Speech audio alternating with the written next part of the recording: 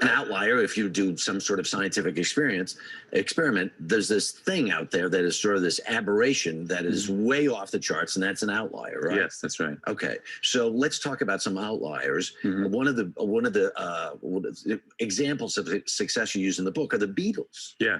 Right. Yeah. Tell the story of the Beatles and why they defy the norms and why they were as successful as they were.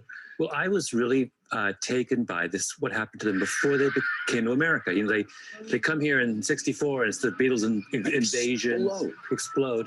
But before they came, they were the house band in a strip club in Hamburg, Germany. Right. And they would play 8-hour sets, 7 days a week, for months at a stretch. Sure. And the idea there is that it was that we think of them as these geniuses who just come out of nowhere and who are naturally brilliant. But in fact, they put in an apprenticeship of thousands of hours. These overnight successes aren't overnight successes at all. Yeah, that's one of the big themes of the book, actually, is that we sometimes look at people and we think that they must have this great innate talent, and we forget the enormous amount of work that went into what looks like genius. There's a principle I talk about in the book called the 10,000-hour rule, which says that in a wide variety of disciplines, from being a good doctor to being a great golfer, or it doesn't matter really what it is, it looks like we need to spend 10,000 hours practicing before we get good. Right. So there's never been a great piece of classical music composed by someone who hadn't spent 10,000 hours first. Because you write about Mozart, and everybody talks about Mozart composing as a little kid,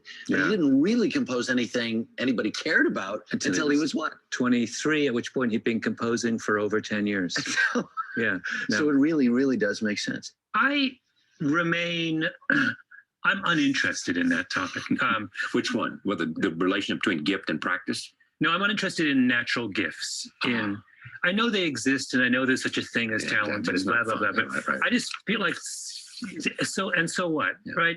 Because there are people, I mean, I always think of, you're a basketball fan, I always think of Derek Coleman. Yes.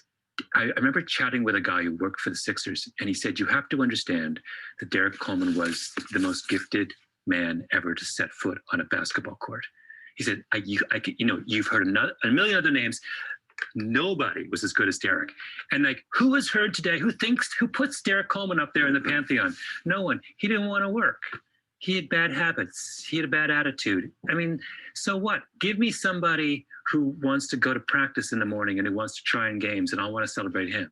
When you put forth effort, you get reward. When you throw your heart and mind and soul into something, you get something back.